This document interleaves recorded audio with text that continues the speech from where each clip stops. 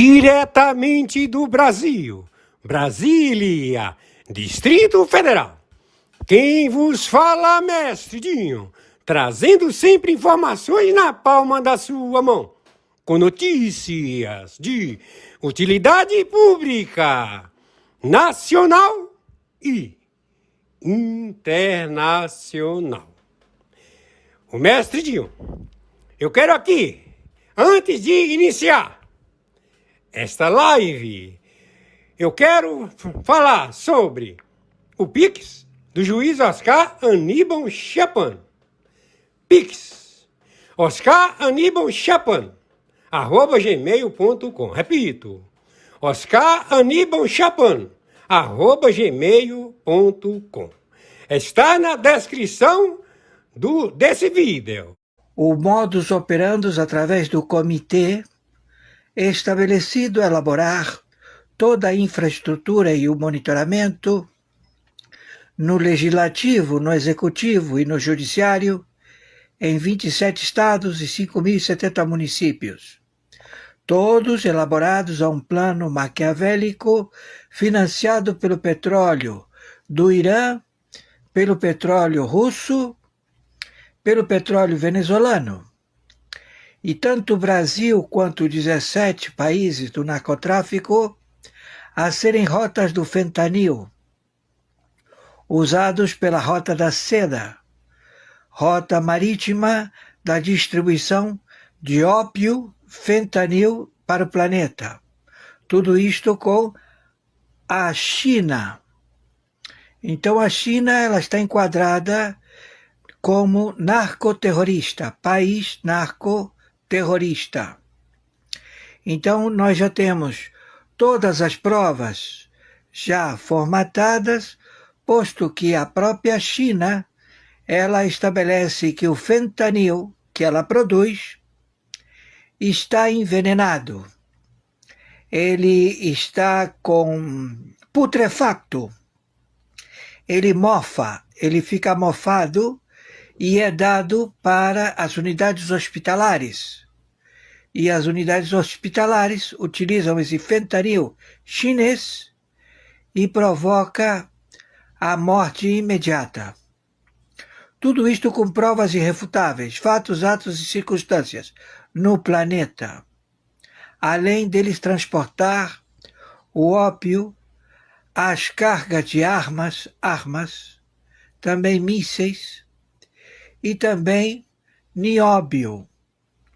O contrabando, ele é uma moeda vigente, estabelecida tanto pela China quanto pela Rússia. Não é um comportamento normal, é uma atividade criminosa, onde eles tratam como se fosse normalidade este tipo de procedimento. E o seu vendedor, o seu marqueteiro, que se faz chamar Luiz Inácio Lula da Silva, é um espia, é um atleta. Ele foi colocado para suplantar o óbito deste Mefistófeles, que já faleceu há muito tempo, Luiz Inácio Lula da Silva. Então nós estamos com o pedido de prisão em todo o planeta. Onde for encontrado Luiz Inácio Lula da Silva, será detido ou abatido. A escolha é dele. Há tanto na República Federativa do Brasil, que está em intervenção.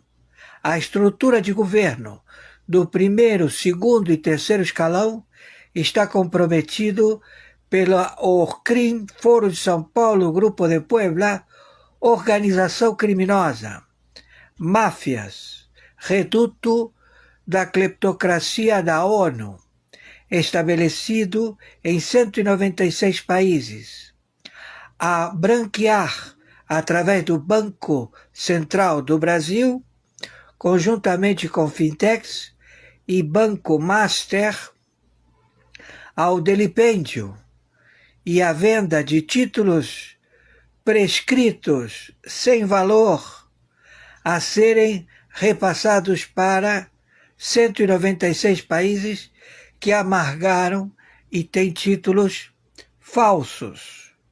E todos eles se deram conta agora, alegando que há um default global mundial. E este default, ele é através dos papéis que são emitidos de falsa valia, falso valor. São todos dublês que são forjados. É um crime mundial global. Então estamos à procura desse farsante que se faz chamar Luiz Inácio Lula da Silva. Quem está falando é o interventor pela segunda vez na República Federativa do Brasil, o senhor Oscar Aníbal Chiappano, árbitro, arbitragem internacional, justiça paga, no cargo, com tutela e curatela, pelo Tribunal Internacional, pelo Tribunal Penal Internacional, pelo Supremo Tribunal Mundial. Chancela e curatela. Intervenção na República Federativa do Brasil com anuência, tutelaridade de 123 países signatários do Tribunal Penal Internacional. Temos, então, este procedimento imediato, hoje, 24 de dezembro de 2025. O procedimento estabelecido, Junta Militar, Exército, Marinha Aeronáutica, a prevalecer na administração de toda a América do Sul durante 15 anos, onde a Junta Militar estabelecida vai determinar o monitoramento de todos os estados da República Federativa do Brasil, 27 estados e 5.070 municípios. Estamos vendo a gravidade dos fatos do default global mundial estabelecido por Luiz Inácio Lula da Silva, falsa identidade, conjuntamente com o seu vice-presidente Alckmin e com o seu ministro da Fazenda, Haddad, e também a Tebet, e toda a sua membresia, que estabeleceram as tabulações forjadas tributárias. Tornamos a repetir que esta falsa identidade, que se faz chamar Luiz Inácio Lula da Silva, prescreve todos os documentos que este indivíduo tenha assinado. Não tem valor, não tem mais-valia, porque é um plágio, é um estelionato mundial, global, conhecido como Comitê Chinês. O Comitê Chinês. Commission China. Então todos eles já foram identificados e todos eles já estão sendo levados às várias determinações globais. Eles se roubaram entre eles. Eles mesmos criaram default entre os próprios estados. 196 estados que se agruparam no BRICS, que quiseram estabelecer uma forma de pagamento ao qual eles se assaltam, eles se roubam. Eles dizem que a vigência da paridade das moedas é com relação a quê? A ouro, a prata? Cadê o ouro? Cadê a prata? Não tem ouro, não tem prata, não tem dinheiro. Tudo já sucumbiu. Não há nada. E estamos atrás desse capital em que estes indivíduos quiseram fugir para Doha, no Catar, para Turquia, do Erdogan. Então estamos estabelecendo todos os arrestos através da Lei Magnifici. por favor, façam o favor de tomar cuidado, porque eles não comemoram Natal nem Ano Novo. Eles estão em um litígio e querem tomar as terras na força.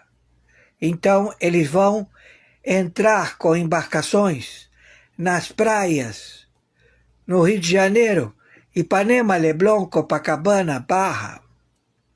Eles vão entrar nas praias da Bahia, do Ceará, lá também de Minas Gerais, toda a área da costa, eles querem entrar. Nós estamos com o submarino nuclear na área do pré-sal. Há embarcações do Irã em porto brasileiro, há embarcações da China em portos brasileiros, há embarcações no porto de Mariel, em Cuba. Já estamos procedendo imediatamente. Então, esta é uma ação conjunta pelas logísticas operacionais através de tecnologia universal. Ninguém tem essa tecnologia. E eles alegam e querem arguir que tem posicionamentos de bombas atômicas, etc, etc, etc. Mas, em realidade, todos estão falidos e vivem das bravatas, das mentiras. Operacionalidade feita por argumentações em jornais que não convencem ninguém. E todos eles também foram confiscados pela lei Magnifici. Então isto procede tudo hoje, dia 24 de dezembro de 2025. Quem está falando é o senhor Oscar Aníbal Chapano. O meu que elaborou este crime internacional, intrafronteiras. Então nós estamos com 60 agências, com todas as embarcações, com todos os armamentos, para colocar a suspeição administrativa em todo o processo de pagamento em Banco Central do Brasil, em bancos domésticos do Brasil, em fintechs. Será tudo elaborado através da inteligência IA no monitoramento deste grande estelionato e roubo praticado contra o povo da República Federativa do Brasil. Você pagava impostos, esses impostos eram divididos para quem tinha eleito o prefeito, eles dividiam os impostos e levavam, e você não tinha nenhum tipo de benesse. Você elegeu o governador, eles, ou seja, os partidos políticos dividiam quem foi que elegeu esse governador e roubavam os impostos. E tudo isto feito pelo Banco Master e outros bancos também, domésticos, que estamos já em averbação internacional. Então a casa caiu, o resultado pela inteligência artificial é muito rápido, é coisa de 10, 20 minutos, ele te traz toda a tribulação, onde se encontra o dinheiro, quem foi que depositou, como foi, e procedemos com a Polícia Federal. Estamos entendidos? Não temos o que comemorar porque o Todo-Poderoso, ele não tem nada a ver com a festa de Natal. Não é. É uma adoração ao demônio. Lamentavelmente.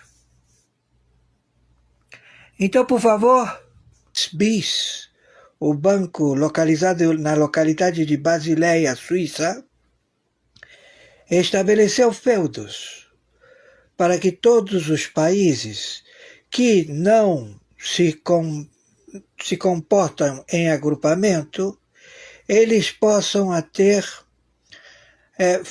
franchise, ou seja, eles podem cometer roubos e branquear através do Banco BIS ou do Banco Master, ou de pequenas estruturas de fintechs. Vamos ao relatório. O procedimento de arresto de embarcações piratas, falsas bandeiras, onde os navios, navios, não têm possibilidade de atracar em nenhum porto devido ao seu tamanho e calado, eles têm bandeiras. E aí você telefona para esse país e pergunta: olha, estou vendo sua bandeira numa embarcação, numa nave, num navio petroleiro de tal característica e numeração. Ele lhe pertence? Não, esse navio não me pertence. Não temos ninguém com essa jurisdição de Estado da bandeira. Correto, perfeito. Então você tem noção do monitoramento que é petróleo venezuelano, que é petróleo da Rússia, que é petróleo do Irã, com falsa bandeira do Brasil, onde as características da sua nomenclatura estão bem expostas. E você diz: esse petróleo, ele é brasileiro? Esse petróleo, ele é venezuelano? Então, esta falsa bandeira, ela ocorre da mesma forma que ocorre na Venezuela, que ocorre no Irã, que ocorre na Rússia, que ocorre na China. É pirataria, crime entre fronteiras. É um crime lesa a humanidade. Então, as autoridades estão autorizadas a operar por se tratar de terroristas que financiam o patrimônio da carga para a compra de armamentos, mísseis, pagar suborno, pagar mercenários e se estabelecer onde eles têm interesse. No caso, no porto de Paranaguá, no porto do Paraná, onde você compra terrenos de 1 milhão e vende por 36 milhões. E você diz: se você comprou um terreno de 1 milhão e você vendeu por 36 milhões, quem comprou? O crime organizado. Quem é o crime organizado? Estrutura do primeiro, segundo e terceiro escalão de funcionários públicos que deram golpe de Estado em seus países, ou não, porque eles são crimes intrafronteiras, ou seja, há uma posição de guerra terrorista aplicada no planeta e que se estabeleceram na membresia da ONU, no conluio de 196 países que agem de forma vil através de tabulações fraudulentas, de outorgas de fiscalização sem fiscal. Quem tem que investigar, não investiga. Quem tem que fazer a crítica operacional das tabulações de internet não é feito. Não há monitoramento. E o dinheiro todo arrecadado é para o financiamento do terrorismo e do narcotráfico. Então, da mesma forma, o modus operandi da Venezuela é o mesmo modus operandi do Brasil, é o mesmo modus operandi de 17 países do narcotráfico, estabelecidos no continente da Sul-América, de Centro-América, todos já identificados. Então nós estamos operacionalizados com 60 agências de inteligência. E quem procede ao branqueamento na região destas posições jurídicas, ou seja, você produziu o resultado. Qual é o resultado? Dinheiro. Dinheiro a ser pago. Dando origem de quem? De uma lavagem de dinheiro. E como você vai fazer para pagar esse dinheiro? Determinar que esse dinheiro tem que ir a quem dele é propriedade. Inseridos no primeiro, segundo e terceiro escalão. Aqui no Brasil é em São Paulo, no gueto da lavagem de dinheiro, das bolsas de valores, dos bancos domésticos, dos bancos centrais, todos prontos para agir, esperando uma única liminar de um Supremo Tribunal Federal, averbado através de outorga de escritórios de arbitragem internacional. E onde funcionam esses escritórios de arbitragem internacional? Em Portugal, com Gilmar Mendes. E este se desloca aonde? A Inglaterra. E por que a Inglaterra? Porque é a moeda de alto valor do planeta, ao qual ela é recebida em qualquer banco central, em qualquer banco, transferida através de pagamento do escritório, do Instituto, da Fundação de Alexandre de Moraes. E este procede ao pagamento do Hamas, do Hezbollah, do Irã, do Estado Islâmico. E você dirá, e isto não é monitorado? Sim, é monitorado. Por quem? Por 56 bancos centrais, por outorga de franchise que qualquer banco central de 196 países estará habilitado a lavar o dinheiro no Banco BIS, em Basileia, ou no Banco Master da República Federativa do Brasil. Com outorga de quem? Do Banco Central do Brasil. Com a chancela jurídica de quem? Do Supremo Tribunal Federal, do Gilmar Mendes, na operacionalidade do Tribunal Arbitral em Portugal, homologado na Inglaterra, pago em libras. E quem recebe a arbitragem e o procedimento em honorários advogatícios? O Instituto, a Fundação de contrato escrito de 120 milhões de libras.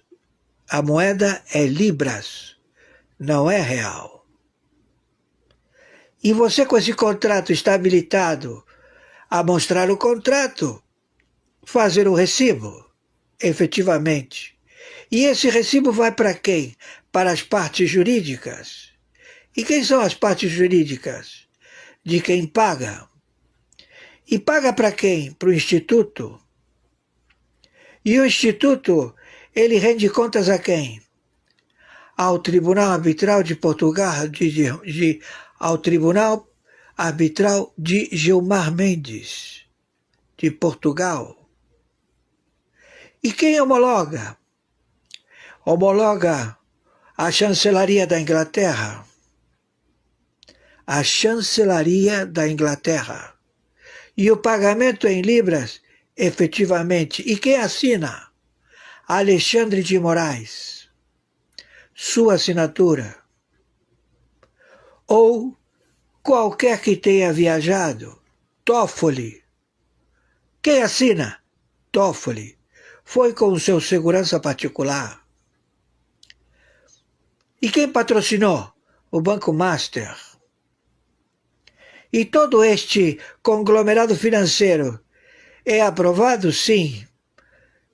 E quem está envolvido? O Banco Central do Brasil.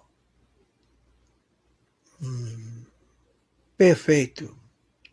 O crime deste procedimento, ele é estabelecido no Brasil? As libras são deslocadas para o Brasil? Não. São deslocadas para fintechs nos Estados Unidos da América, em offshore. E lá, as offshore, elas otorgam interesse e crédito no BNDES.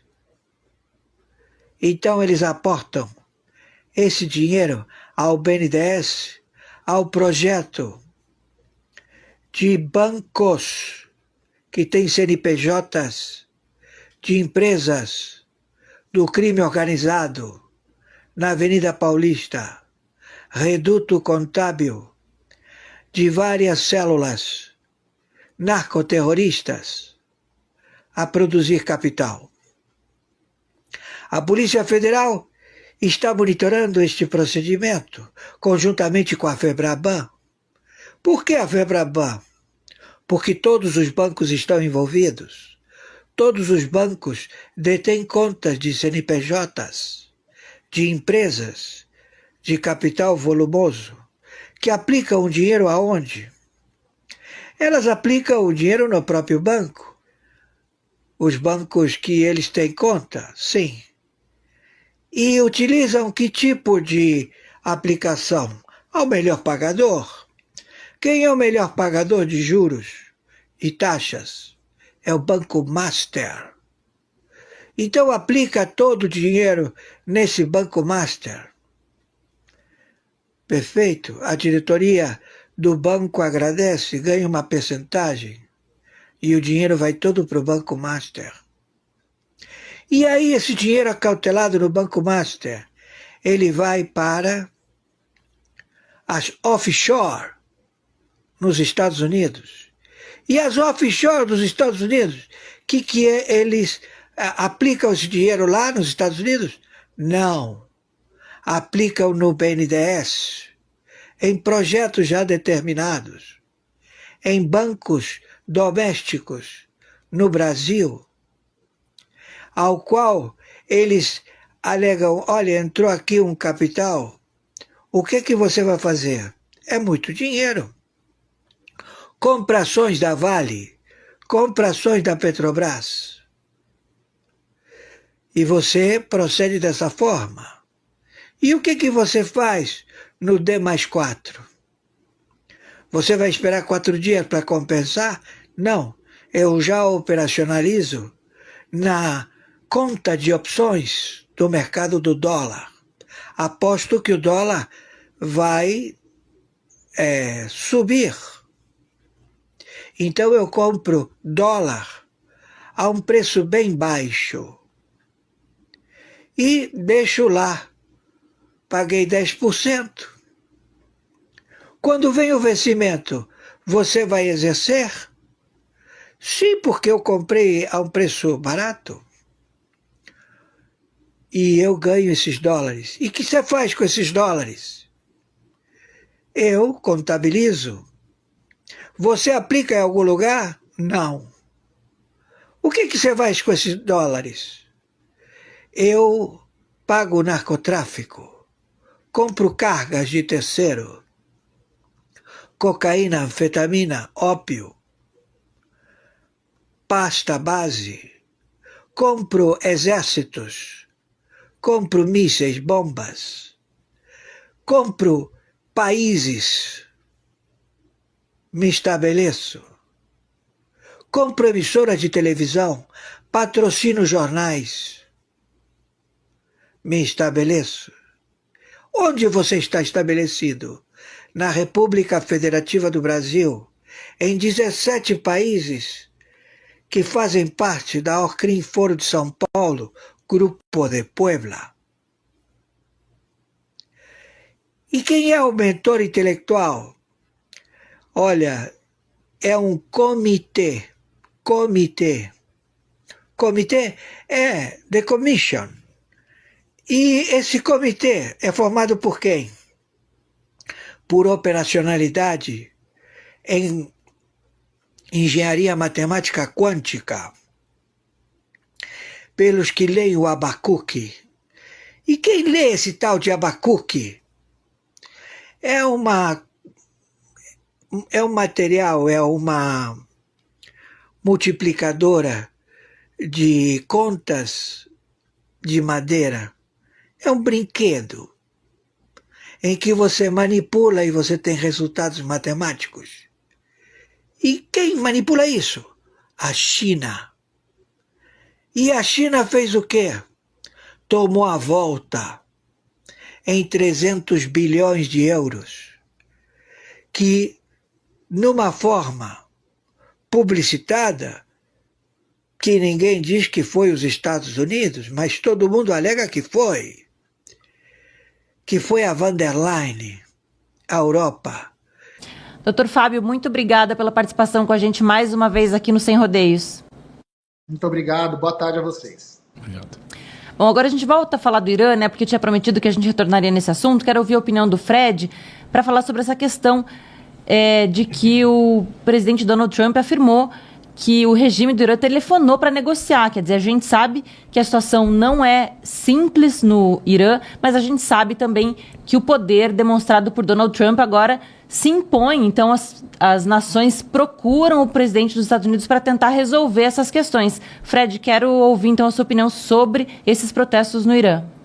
Pois é, Rosana, você vê que esses protestos inicialmente se iniciaram em 28 de dezembro do ano passado, final do ano.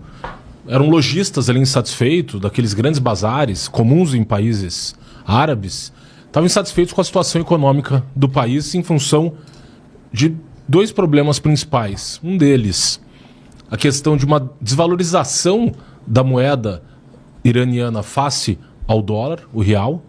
Só para fins de comparação, em 1979, quando Ayatollah Khomeini chega ao poder, você precisava de 70 reais, a moeda oficial iraniana, para comprar $1.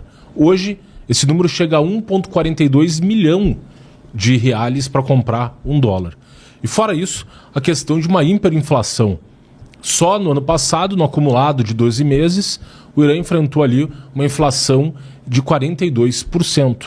E desde 1979, não houve nenhum ano que a economia iraniana tivesse uma inflação menor do que 10%. Então, esses comerciantes foram às ruas de Teherã protestar contra essa política do governo, tanto assim que no dia seguinte, 29 de dezembro, o presidente do Banco Central iraniano renuncia ao seu posto, mas aquelas manifestações que vocalizavam insatisfações, críticas à política econômica, acabaram, ganhando apoio popular massivo, em especial envolvendo o caráter ditatorial do regime e a violação dos direitos humanos dos iranianos. Em 2022 tivemos protestos semelhantes, a partir de uma mulher curda que andava pelas ruas de Teherã, não utilizando o hijab, que é aquele véu islâmico que cobre a cabeça das mulheres. Segundo a polícia da moralidade, ela estaria utilizando o hijab de forma incorreta. Ela acabou sendo espancada e morreu 3 dias depois na prisão. Então, há muito tempo o Irã tem um problema de direitos humanos, em especial de desrespeito ao direito das mulheres, e o regime iraniano vem sofrendo uma pressão externa, não só pela questão dos direitos humanos em si, mas também pela postura do governo de confrontar tanto o Estado de Israel, e o Irã era responsável pelo financiamento do terrorismo, das principais organizações terroristas atuando no Oriente Médio, dentre as quais o Hezbollah no Líbano e o Hamas, ali na faixa de Gaza. E o Irã veio, ao longo do tempo, se enfraquecendo nesse aspecto externo. O Irã, que é um país de maioria xiita, que tinha como grande aliado ali na região o ditador sírio Bashar al-Assad, que cai em dezembro de 2024, e eles se utilizavam, os iranianos, do território sírio para mandar armamento para o Hezbollah. Mas o próprio Hezbollah e o Hamas, que também são os grandes aliados do Irã, com aqueles atentados terroristas em outubro de 2023 e a resposta do Estado de Israel a esses atentados terroristas, essas duas organizações sofreram pesadas baixas. No caso do Hezbollah, com aquele episódio do pager, quando os serviços secretos israelenses conseguiram explodir os pagers e matar um grande número ali de membros do Hezbollah, e o Hamas também, obviamente, considerando a incursão do Estado de Israel dentro da faixa de Gaza. Então você vê o governo tanto assim que quando os Estados Unidos também soltam as bombas sobre o programa nuclear iraniano, naquelas instalações em que era desenvolvido e enriquecido o urânio para fins de desenvolvimento da bomba nuclear, e o Irã nunca escondeu que tem como objetivo varrer o Estado de Israel da face da terra, como eles chamam o Estado de Israel, a entidade sionista, e eles denominam os Estados Unidos de o grande Satã e o Estado de Israel de o pequeno Satã. Você vê que a liderança, o Ayatollah Khamenei, que é o atual líder supremo do Irã, sempre adotou uma postura dúbia em relação aos Estados Unidos. Tanto assim que, logo depois desses ataques ao programa nuclear iraniano, ele internamente adota um discurso de que havia vencido a guerra contra Israel e ali estabelece um canal de diálogo com o governo americano, anunciando e avisando os americanos, falou, olha, eu preciso dar uma resposta interna à minha população, eu vou bombardear algumas bases militares americanas do Oriente Médio, mas tudo combinado num jogo de cena. Então agora também você vê essa tentativa do Khamenei de estabelecer um diálogo com o Trump, porque ele está preocupado, porque de fato o Trump fez publicações mencionando que, a depender da repressão feita pelo regime iraniano contra os manifestantes, que ele tomaria medidas militares, e o precedente agora do Nicolás Maduro acendeu um alerta vermelho para esses adversários do Trump, de que o Trump, né, não está disposto mais a falar, né, e está disposto a agir e tomar medidas, inclusive no campo militar, se necessário.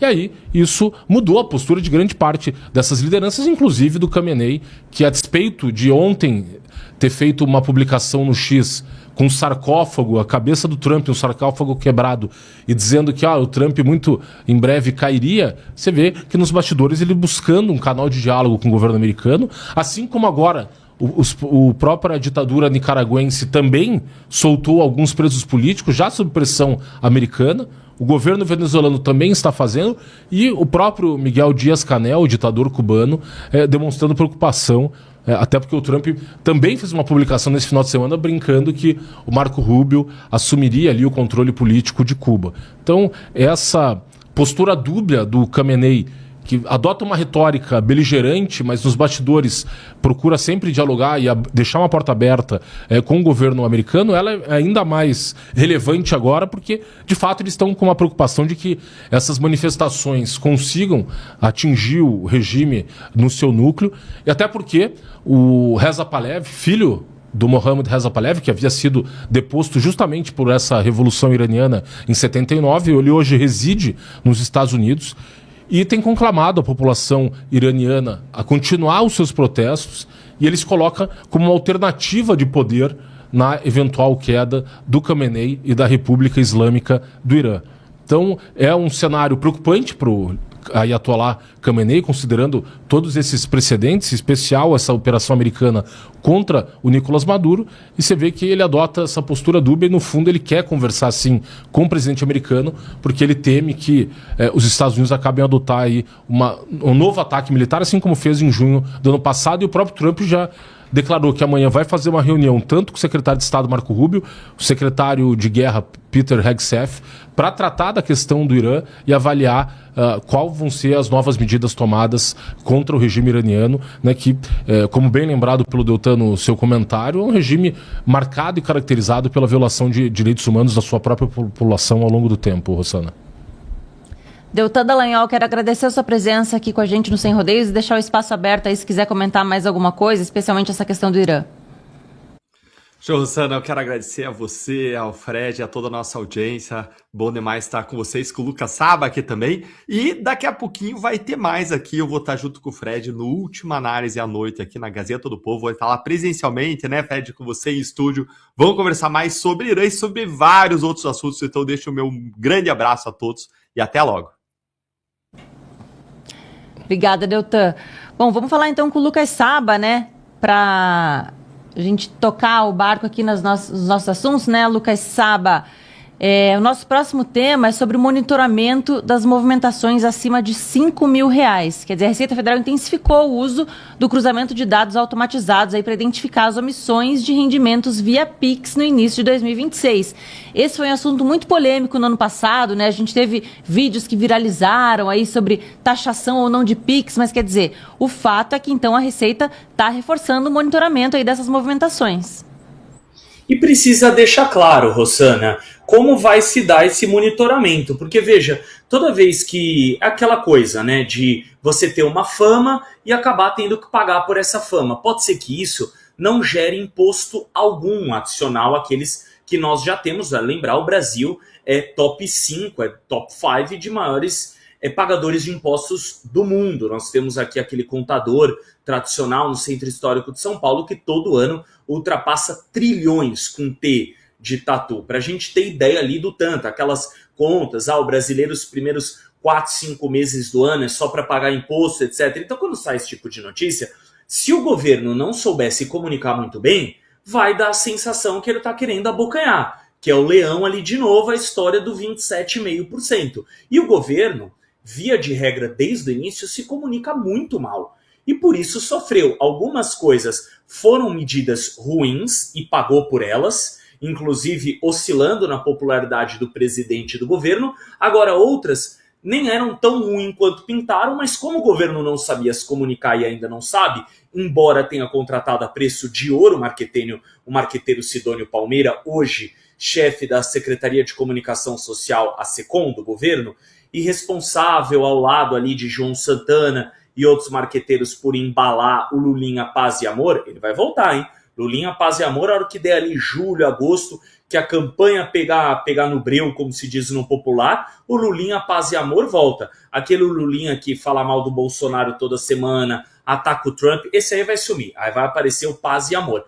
Mas, Rossana, é importante ressaltar o porquê disso. Vamos pensar o seguinte, hoje é Pix. O que era antes do Pix? Nós tínhamos o TED, o DOC, que hoje praticamente sumiram. Era fiscalizado? R$5 mil, se eu sei ali na boca do caixa com envelopezinho, depositasse para alguém, etc. Não, não era. Você tinha ali um valor, salvo engano, do COAF, que era algo em torno de 50 mil. Então, o que agora caiu para 5? Então, tem umas histórias muito mal explicadas. E o governo, qual é o problema? O governo não senta à mesa para dialogar com a população. Nós temos uma população brasileira que 1/3, até um pouco mais, é analfabeta funcional. Então você tem que explicar de uma maneira extremamente didática. Não adianta o governo chamar esse pessoal do TikTok e fazer videozinho com IA, etc., colocar uns bichos ali da fauna, da flora brasileira. Não, precisa explicar de maneira correta, de maneira didática. Olha, nós estamos querendo fiscalizar ou, vamos dizer assim, ficar de olho em quem mexe com mais 5 mil, porque 3 pontinhos. E aí tem que explicar esse tipo de... Porque falar, a gente quer ficar de olho em lavagem de dinheiro, alguém cai nessa? Quem que lava 5 mil reais? Não lava.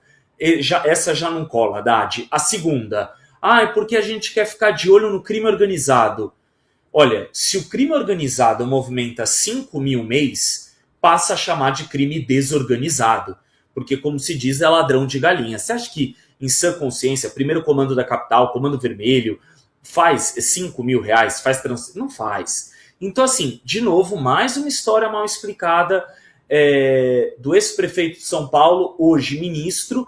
E veja, talvez isso explique um pouco essa confusão toda na pasta, uma pasta importantíssima. Qual a principal pasta de qualquer país? Fazenda, economia. Sem dinheiro você não faz nada. Sem dinheiro você não melhora a saúde, sem dinheiro você não melhora a educação, sem dinheiro você não melhora a segurança pública. E isso explique a dificuldade do Haddad de se comunicar com o brasileiro, com a massa, dele ter perdido todas as eleições que disputou. Venceu para a Prefeitura de São Paulo, mas foi o único prefeito da história de São Paulo a perder a reeleição no cargo, primeiro turno, tá? Para João Dória, que sequer era político, perdeu para governador de São Paulo mais de uma vez, perdeu para presidente da República, ou seja, a população reprova Fernando Haddad.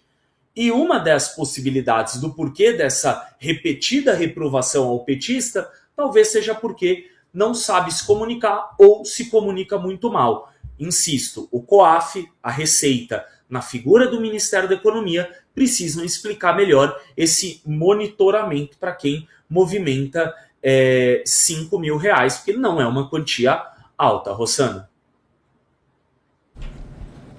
A gente teve, né, Fred, da metade de 2025 para o final, muita fake news sobre essa história aí de movimentação de PIX, de taxação de PIX, quer dizer, mas como o Lucas Saba falou, né, a gente tem que acompanhar essa história porque, de fato, agora os olhos da Receita Federal são mais sensíveis para isso e a gente sabe que cada vez mais com movimentações eletrônicas o dinheiro é cada vez mais rastreável. Com certeza, Rossana. E essa questão do PIX, que foi, né, no início do ano passado, o tema que mobilizou, só com o vídeo do Nicolas lá, mais de 300 milhões de visualizações daquele vídeo, em que ele tratava justamente disso, que o governo federal queria aumentar o monitoramento sobre o PIX, não para taxar a movimentação financeira diretamente do PIX, mas para monitorar as receitas, rendimentos que a pessoa tem ao longo do tempo para fins de, eventualmente, cobrar um imposto de renda devido sobre aquelas movimentações e aqueles rendimentos. O governo federal, no início do ano passado, negou que quisesse fazer esse monitoramento para fins arrecadatórios, disse que era uma fake news do Nicolas, que ele estaria induzindo a população a erro, dizendo que eles não taxariam o PIX por si só, mas o vídeo dele era muito claro, era esse, falou, olha, o governo pretende, por meio de uma portaria da Receita Federal, aumentar o monitoramento, porque o objetivo com o monitoramento é calcular quanto o indivíduo tem de rendimentos ao longo do ano para fins de cálculo do imposto de renda e comparar quanto a pessoa declarou ter auferido como renda no ano e quanto ela movimentou, e eventual discrepância nessa movimentação levaria a uma autuação por, né, essa declaração a menor do que seria devido. E isso pode ser interpretado e compreendido à luz de toda essa sanha arrecadatória do governo federal.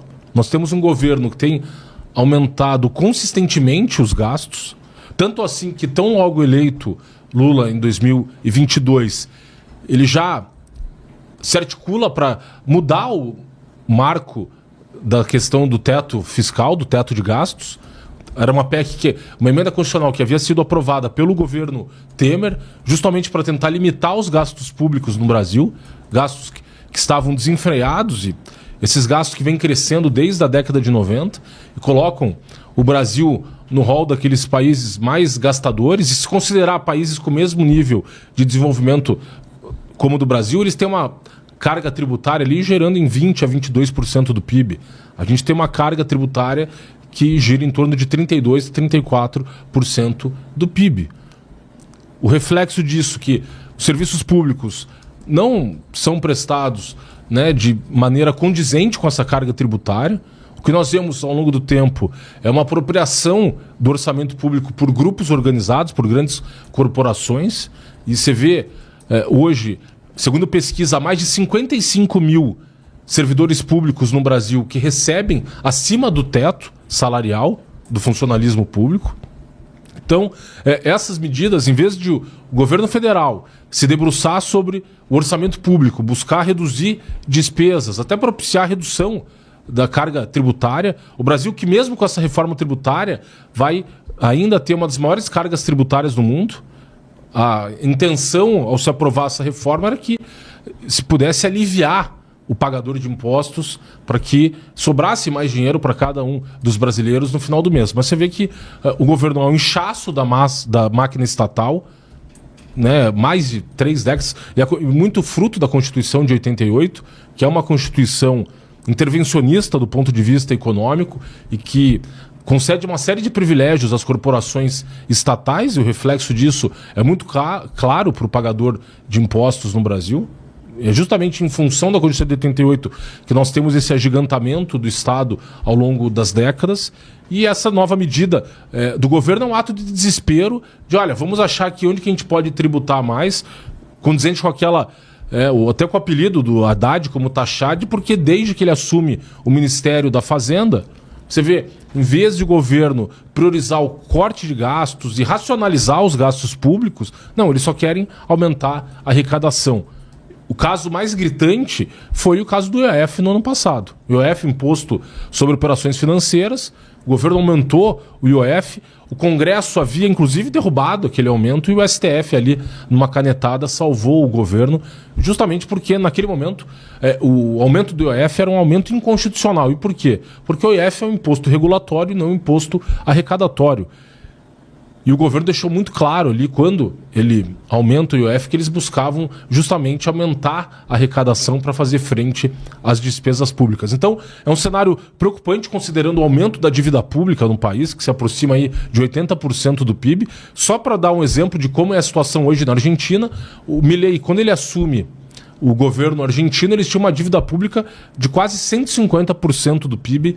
Ele conseguiu reduzir para aproximadamente 75%, quase pela metade. Você vê o esforço hoje do Javier Milei de reduzir o tamanho do Estado na Argentina, e casa inclusive com a declaração que tivemos aqui na nossa entrevista com o presidente da ABMAC, José Veloso, dizendo que a exportação de maquinário, o Brasil, que tinha os Estados Unidos como o maior mercado de exportação dos nossos maquinários, hoje você teve a Argentina com crescimento no ano passado de 38% no volume das importações argentinas e exportações brasileiras para a Argentina. Então, você vê que a fórmula econômica que funciona no mundo é justamente se enxugar o tamanho do Estado, reduzir e permitir com que a sociedade sobre mais dinheiro no bolso de cada um dos cidadãos, para que esses cidadãos possam... Ninguém sabe melhor, né, gastar, né, o seu dinheiro do que a própria pessoa. E você vê o governo brasileiro indo na contramão com essa dívida fiscal, a situação fiscal brasileira preocupante, e muitos economistas apontando que em 2027,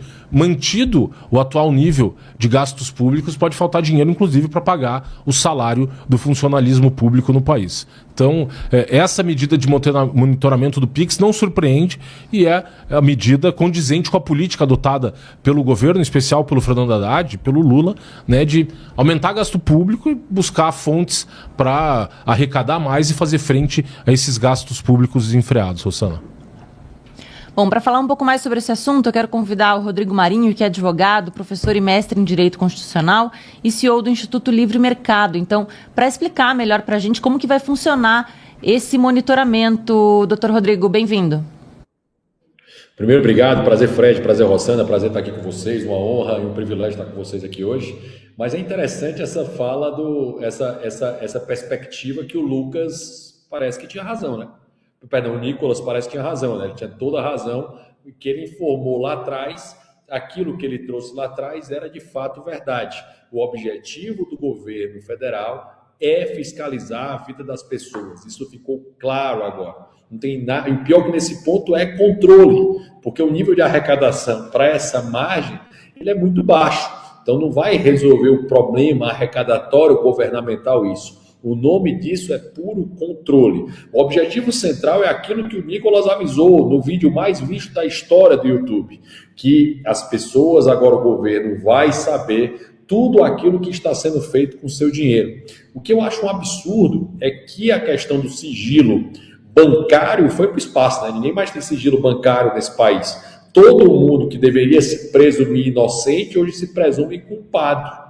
Para fazer uma verificação, não era para o governo, a Receita Federal, ela ter a informação entregue e colocada de todos os brasileiros. Ao contrário, os brasileiros deveriam ter um nível de privacidade maior. Essa coisa de querer controlar todos sem a pessoa estar com qualquer informação infracional ou qualquer processo relacionado a esse tema é coisa de Estado totalitário, que é exatamente o que se vê nessa informação vinda do governo federal, que é aquela mesma lá de trás, é aquela mesma em que o governo quis fazer isso lá atrás e não conseguiu por pressão popular. Lembrando, o governo não chegou a ser derrotado nessa, porque ele recuou e voltou atrás, chegando a fazer uma medida provisória para dizer que não ia taxar o Pix, né? Que era a informação que o próprio Nicolas fala. Desde o início do vídeo dele fala, não, o governo não vai taxar o Pix, não é o objetivo,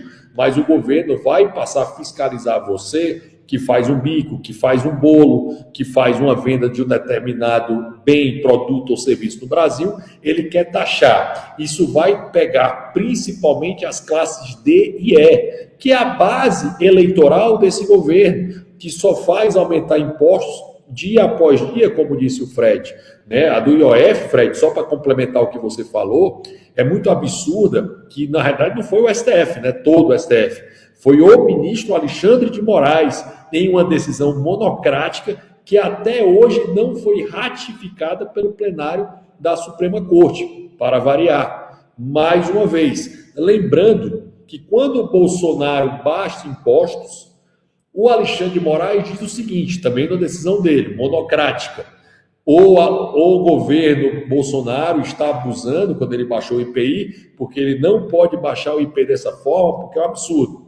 O mesmo Alexandre de Moraes, quando se tratou do Lula, disse o contrário do que disse em relação à decisão de baixar tributos, ou seja, para aumentar tributos o presidente tem autorização, para baixar não. São vergonhosas, as decisões dadas pelo ministro Alexandre de Moraes em vários casos. Nesse caso concreto é teratológica, certo? Até porque é exatamente o contrário daquilo que ele tinha falado no que tange à diminuição de IPI feita no governo Bolsonaro. E lembrando, pela própria regra do Supremo, ele deveria encaminhar para o Pleno do Supremo Tribunal Federal qualquer ratificação ou eventual retificação de decisões monocráticas colocadas e até hoje ele não fez isso ainda. É um absurdo completo, isso óbvio vai prejudicar o Congresso, com certeza, já deve ter hoje ou amanhã diversos PDLs, né, que são projetos de decreto legislativo para derrubar essa medida. Isso provavelmente deve estar acontecendo durante agora essa semana. E na primeira semana de fevereiro, muito provavelmente isso será derrubado por abuso de poder regulatório do Executivo, que é exatamente esse caso concreto, de maneira absurda, perseguindo as pessoas. Repito, coisa de Estado totalitário. Quero registrar aqui o comentário do Cassiano falando para o povo mais imposto e mais monitoramento, para o governo mais benefícios e mais corruptos blindados. Lucas Saba, quer comentar aí ou fazer uma pergunta, então, para o doutor? Vou sim, vou fazer uma pergunta. Rodrigo, sempre um prazer falar com você. Queria que você falasse, até pela posição que você ocupa também, e também como empresário, como que o empresariado vê o governo, mas não o governo no âmbito geral, mas sobretudo na pasta da economia de Fernando Haddad. Cada mês nós recebemos notícias de grandes empresas que deixam o Brasil rumo ao Paraguai, rumo à Argentina. Inclusive teve até um meme falando que o melhor ministro da economia do Paraguai é o Haddad, porque impulsiona a saída das empresas para lá. E, sobretudo, a reforma tributária feita pelo governo Lula e defendida por vários dos governadores que se dizem de direita e que querem herdar o espólio político de Bolsonaro. O IVA, ele começa esse ano bem baixo, ele na casa de até 1%, o imposto de valor agregado, ele vai sendo aumentado de maneira gradativa. Queria que você falasse como que dá para avaliar o Haddad sob a perspectiva do empresariado e essa reforma. Não, o Haddad é uma vergonha completa, né, Lucas? Primeiro, prazer falar contigo novamente, é sempre uma honra e um privilégio te ver, Lucas. Primeiro, todo ponto relacionado ao Haddad, né? Aquela desculpa esfarrapada de achar que o Haddad seria um bom ministro da economia, o que era previsível que seria o que é, um péssimo ministro da economia, uma destruição da economia brasileira, certo? Somente alguém muito iludido, né, como Armínio Fraga, por exemplo, que disse, né, que agora o Lula fará, né, como foi feito em 23, quando o Palocci fez o que deveria ter feito, né? Finalmente alguém fez o óbvio, né? Manter uma política econômica vencedora, lá com o tripé econômico, para fazer isso funcionar. O Haddad fez exatamente o contrário, né? Desconsiderando algo básico em tributação chamado curva de Laffer, Na hora que eu baixo a alíquota, eu tendo a aumentar a arrecadação, por aumentar a base tributária e permitir que haja, por sua vez, uma maior produtividade e, por consequência, um maior aumento de arrecadação. Não, ele fez o contrário, ele aumentou as alíquotas para destruir a economia. Quando você aumenta a alíquota, alguns vão conseguir sobreviver no curto prazo, mas muitos quebrarão, que é exatamente o que está acontecendo. Nesse momento, é engraçado isso, né? O PIB, aspas, né? Bem aspas, porque é muito maquiado, está alto e você tem uma baixa empregabilidade, um baixo nível de desemprego, mas o maior índice de seguro-desemprego da história do país, que está batendo todos os recordes. Olha que contradição que está acontecendo nesse momento. Então, a situação econômica para os empresários, qualquer empresário que você conversar, ele vai dizer que a situação é catastrófica. Estamos também batendo recordes de recuperação judiciais e falências no Brasil. A situação é absolutamente temerária. Mas é interessante, Lucas, porque nesse caso em que você está buscando a tributação de valores pequenos, abaixo de R$5.000, você vai pegar o vendedor de brownie, o vendedor de bolo, aquela pessoa que ganha salário Bolsa Família, mas complementa a sua renda fazendo um bico, fazendo ali uma troca de lâmpada, um serviço de eletricista, um serviço de encanador, que ali complementa a sua renda, você vai pegar essas pessoas. É isso que o governo quer. Ele está destruindo a própria base eleitoral dele, né, que a maior parte da classe D e E do Brasil, ele está indo em cima dela, né? Já foi nas classes mais altas, já foi na classe média, agora vamos pegar todo mundo aí que está numa situação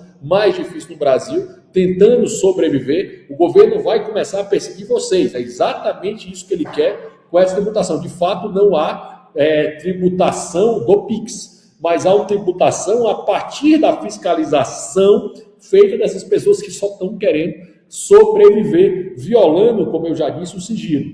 Quanto à questão da reforma tributária, que amanhã, por sinal, às 5 da tarde, vai ser sancionado o PLP 108, era o PLP 68 que virou o PL 215, e amanhã nós vamos ter o PLP 108, que vai se tornar outro projeto, uma outra lei complementar.